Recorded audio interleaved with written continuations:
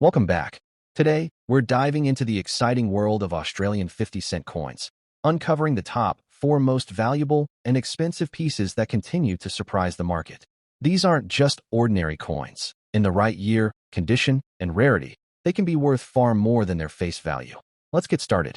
First up, the Australian 50-cent coin, dated 1978, is a pocket change time capsule. Heavy in the hand, sharply 12-sided, and wearing the nation's symbols with unapologetic boldness. Even when your example has gone black from years of circulation, it still carries design pedigree and the quiet potential to surprise in the right condition or with the right minting twist. Today, we'll unpack what makes the 1978 50 tick: its look, its metal, the details that matter, the market ranges in real dollars, and where the outlier wins can hide. First, the big picture.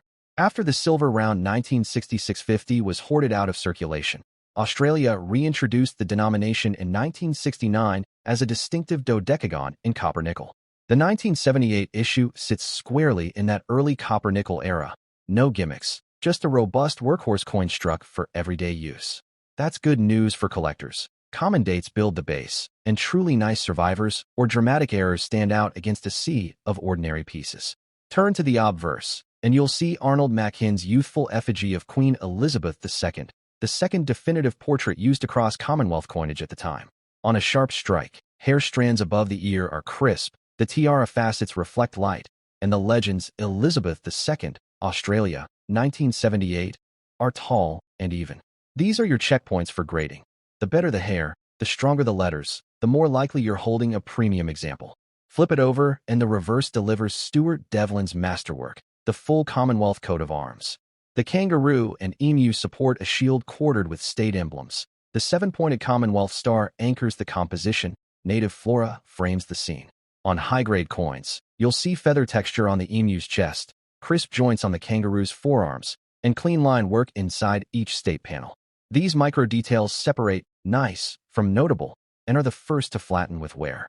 Collectors love specs, so let's get precise. The 1978 50 is struck in copper-nickel, approximately 75% copper, 25% nickel, weighs about 15.55 grams, measures roughly 31.65 millimeters across flats, and features a plain edge with metal alignment. The 12-sided planchet isn't just a style flex. It improves tactile recognition and makes the coin visually iconic on camera. Strike pressure must be high to fully fill Devlin's deep relief, which is why weakly struck shields show up in some batches. About that black, circulated color.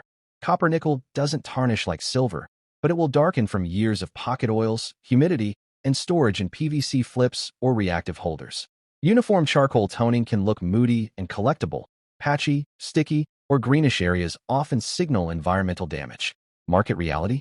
Original. Even surfaces with honest wear always beat heavily cleaned or polished pieces. Never scrub. Hairlines kill luster and value in a heartbeat. Grading the 1978 50 is a story of high points.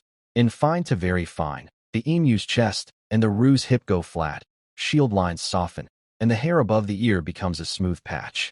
In extremely fine, you'll still catch feather and leaf detail with some cartwheel luster lingering in the fields. About uncirculated shows clear luster breaks on the highest tips.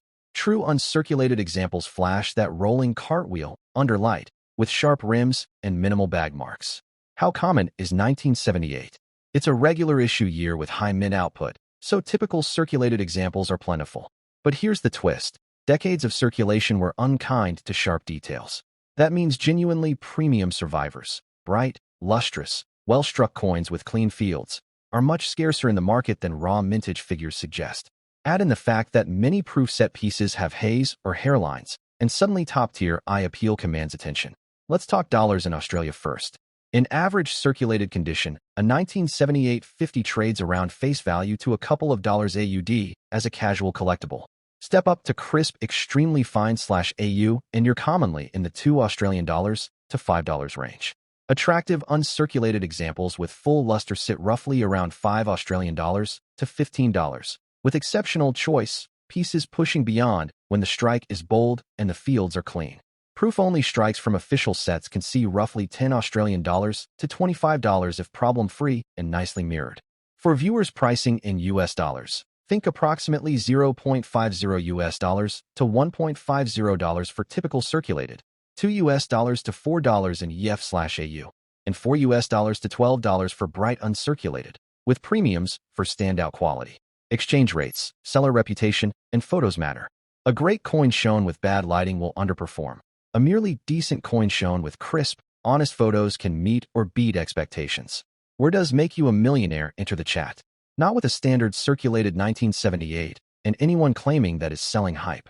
The real money lives in outliers. Dramatic off-center strikes that clearly clip the 12-sided shape, broad strikes without a collar, heavy cuts from die breaks, substantial die rotations, double-struck pieces with readable separation, or ultra-high-grade mint-state coins certified at the very top of the population.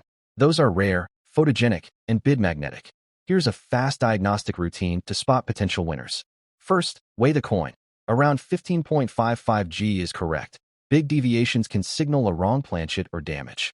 Second, inspect the rim around all 12 flats for distortions or missing collar features that suggest a broad strike. Third, rotate for die alignment. Noticeable rotation between sides is collectible. Fourth, loop the legends and shield lines for real doubling, separation, not just shelf-like machine doubling. Anything dramatic is worth a closer look. If your coin is dark but promising, resist the urge to clean. At most, a soak in distilled water followed by a gentle rinse and pat dry. No rubbing, no polish, no dips. Original surfaces with intact luster command the strongest bids. If you genuinely suspect a top-grade mint-state piece or a major mint error, consider third-party certification. It locks in authenticity, assigns a market-recognized grade, and widens your buyer pool when it's time to sell. Selling strategy matters. Everyday circulated pieces move quickly as part of mixed lots or date runs. Nice uncirculated or proof examples do well with reputable dealers and online marketplaces where buyers understand the series. Anything truly special, errors, or certified gems, deserves a specialist auction that attracts competing bidders who know what they're seeing. Clear photos, exact specs, and an honest description are your edge. The 1978 Australian 50 cent is a classic of modern coinage, tough, angular, and proudly detailed. Your black, circulated example won't buy a house, but it can be the start of smarter hunts. Learn the look of luster, memorize the high point wear, weigh and measure like a pro, and scan rims and legends for the rare anomalies that make headlines. Knowledge is the real jackpot here, and every coin you study is another step towards spotting the one that changes your story. Next up, the Australian 50 cent coin from 1999 is one of those fascinating decimal era issues that may seem ordinary at first glance, but becomes intriguing the moment you understand its history, design, and the subtle variations that make some examples stand out. In very good condition, your coin still carries decades of circulation charm while retaining the design features that collectors study closely. And when you dive deeper into the 1999 mintage, you discover a world where everyday change can suddenly turn into a discovery worth far more than face value. First, the historical backdrop. The 50 cent denomination was reborn in 1969 as a copper-nickel dodecagon after the 1966 silver round coin vanished into hordes. By 1999, the 12-sided 50 cent had already become iconic in Australia's decimal landscape. The country was on the edge of a new millennium, preparing for the Sydney 2000 Olympic Games, and the Royal Australian Mint was experimenting with special designs and new collector products. Against this backdrop, the 1999 50 looks straightforward, but there are twists that sharpen collector interest. The obverse of the 1999 coin carries the fourth portrait of Queen Elizabeth II by Ian Rank Broadley. Introduced in 1999, this design replaced Raphael Maklauf's effigy and gave the Queen a more realistic, mature appearance. It's a major moment in Australian numismatic history because it marked a generational change in how Her Majesty was portrayed. So the 1999 50 cent is a kind of first year for the Rank Broadley effigy, which alone gives it extra cachet for collectors building type sets. The reverse is the timeless work of Stuart Devlin, the coat of arms of Australia. The shield displays the 6 state symbols, the cross and stars of New South Wales, the lion of Tasmania, the wheat of Western Australia, the Maltese cross of Queensland, the piping shrike of South Australia, and the Southern Cross of Victoria. Supporting the shield are the kangaroo and emu, symbols of progress because neither can walk backwards. A 7-pointed Commonwealth star and sprays of flora complete the design. Even in very good condition, the bold lines of this national emblem remain visible. Let's pin down the specifications, because every collector loves the numbers. The 1999 50 is copper nickel, With a mass of 15.55 grams, a diameter of 31.65 millimeters across the flats, and a plain edge. The 12-sided shape makes it instantly recognizable in any pile of coins, and in hand it feels weighty compared to most decimal issues. Strike pressure was sufficient to capture Devlin's intricate shield, though softer strikes are not unusual in this period, especially in circulation strikes. Your coin in very good condition means it has been through years of circulation, with evident wear on the high points like the queen's hair, the emu's chest, and the kangaroo's shoulder. But very good does not mean worthless, because collectors need all grades to fill their date runs. More importantly, 1999 carries a special place in error lore, and this is where the potential for big value begins. The headline rarity from 1999 is the 1999 Millennium Incuse variety, technically dated 2000, but with dies prepared in 1999 for the Sydney Olympics. These special issues feature an Incuse Union Jack on the reverse flag, and they can sell for hundreds or even thousands in top condition. Although your coin may not be this exact type, 1999 and 2000 are years where collectors scrutinize every 50 cent closely, because error potential and die varieties are very real. Now, in terms of ordinary 1999 circulation coins, mintage was solid and availability today is high. That means most circulated examples trade for face value to $1 or $2 in the Australian market. But step up in grade to extremely fine or uncirculated, and suddenly the interest rises. These can bring $3 to $10 depending on luster and strike quality. In third-party holders graded gem uncirculated, with sharp detail and booming surfaces, values can push higher, especially since it is the very first year of the rank broadly obverse. For collectors in other markets, conversion to US dollars gives you a similar ladder. Typical circulated pieces at around 50 cents to $1.50, crisp higher-grade circulation strikes in the $2 to $7 range, and choice mint state examples pushing $10 to $15 or more if certified. These aren't headline figures, but remember, the standard pieces set the stage, and it's the varieties and errors that can suddenly rocket. So what should you look for?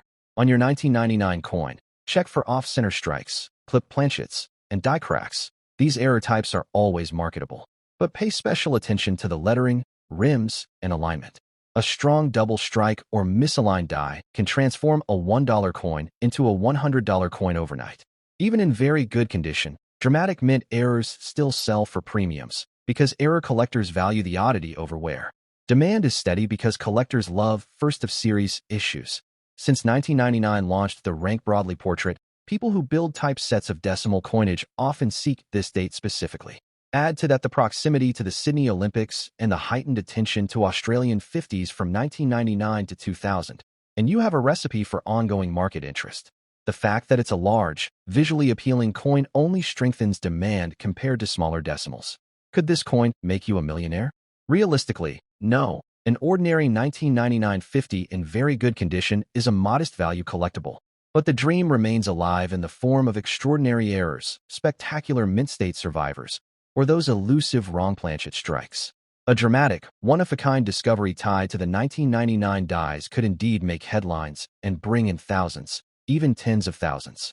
Millionaire talk is hyperbole, but never underestimate the buzz when an iconic decimal coin variety hits the news.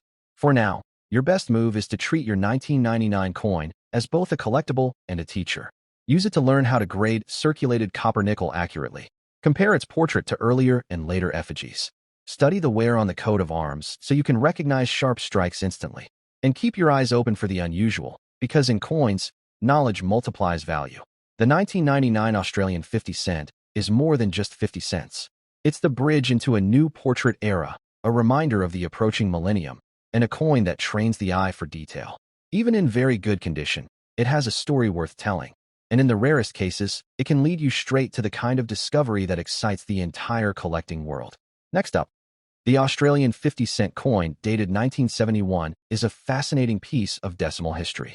It belongs to the early era of the dodecagon-shaped 50 cent, struck after the first experimental round silver issue of 1966 disappeared from circulation.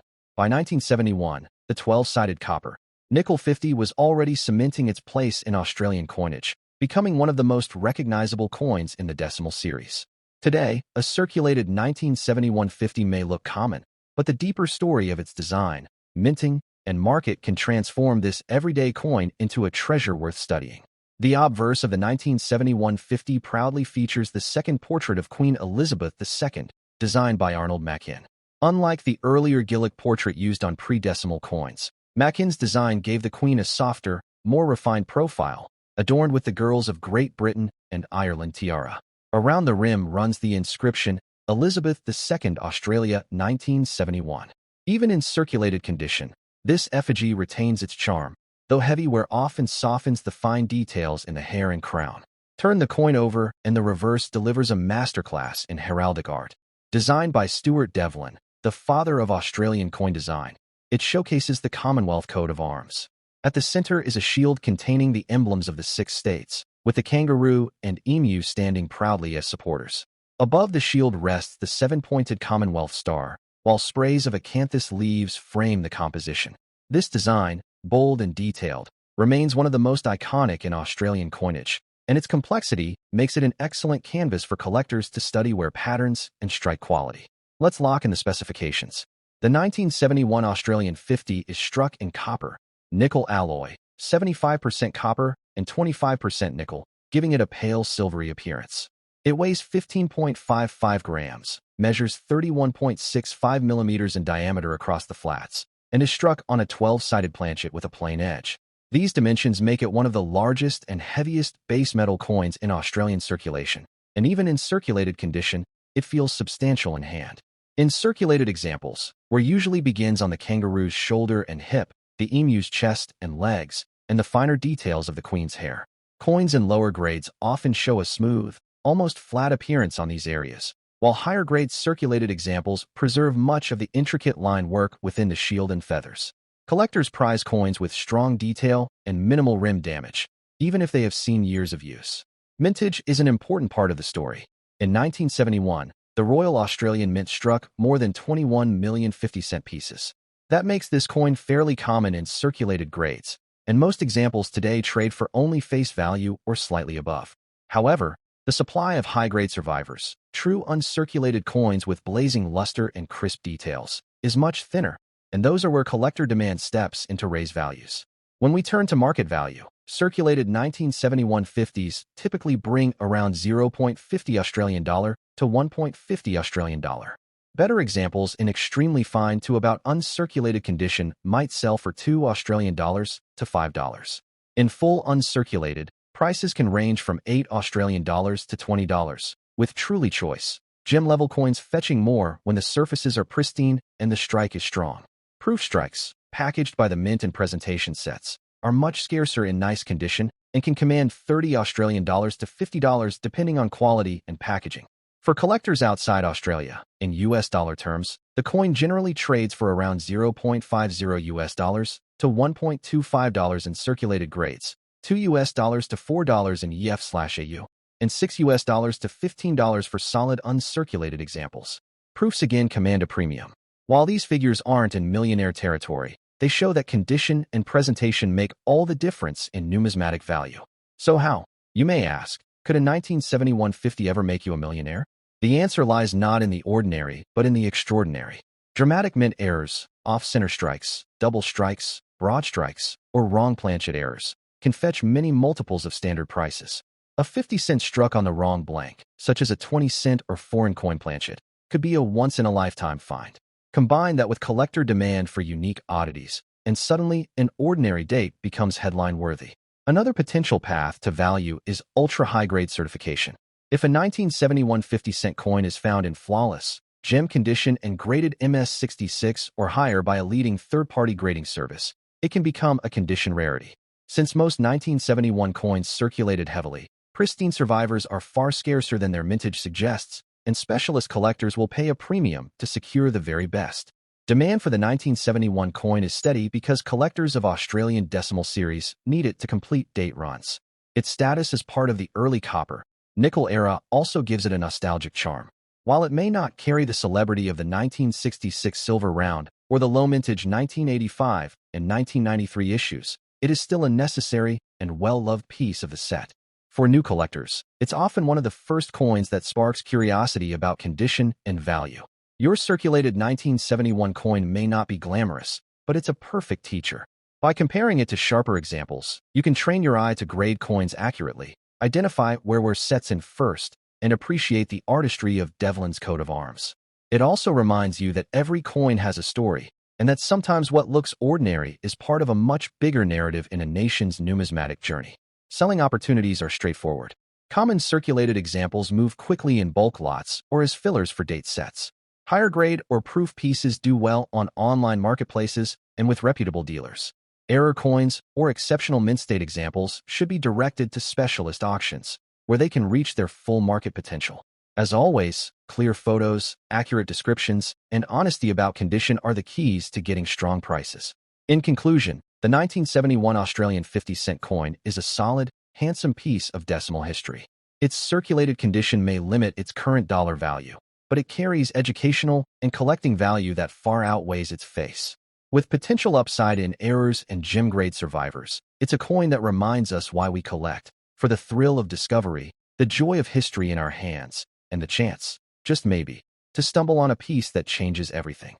Next up, the Australian commemorative 50 cent dated 2005 for the Melbourne 2006 Commonwealth Games is one of those coins that instantly reads celebration, even at arm's length. In excellent condition, it shows off crisp, angular geometry in that unmistakable dodecagon silhouette, with lively artwork circling the reverse like a stadium crowd in motion. It's a coin designed to be seen, and when the surfaces are fresh and unworn, it absolutely pops on camera. Let's lock down the reverse, because that's the story. The design features Australian animals play acting as Commonwealth Games athletes, swimming, sprinting, jumping, capturing both the welcoming spirit of the Games and Australia's unique fauna. Around them runs the bold legend, Melbourne 2006, 18 Commonwealth Games, anchored by a large 50 at center, with the initials KJ tucked into the field as a quiet signature flourish. It's playful, it's symbolic, and it's instantly identifiable. Those initials matter. The concept came from Victorian student Kelly Just, who won a national secondary school competition. Royal Australian Mint sculptor Vladimir Gottwald translated her drawing into a three-dimensional model ready for minting. That's why catalogers credit designers Vladimir Gottwald, Kelly Just, a collaboration that fused a fresh idea with professional medallic craft and gave the series its heart.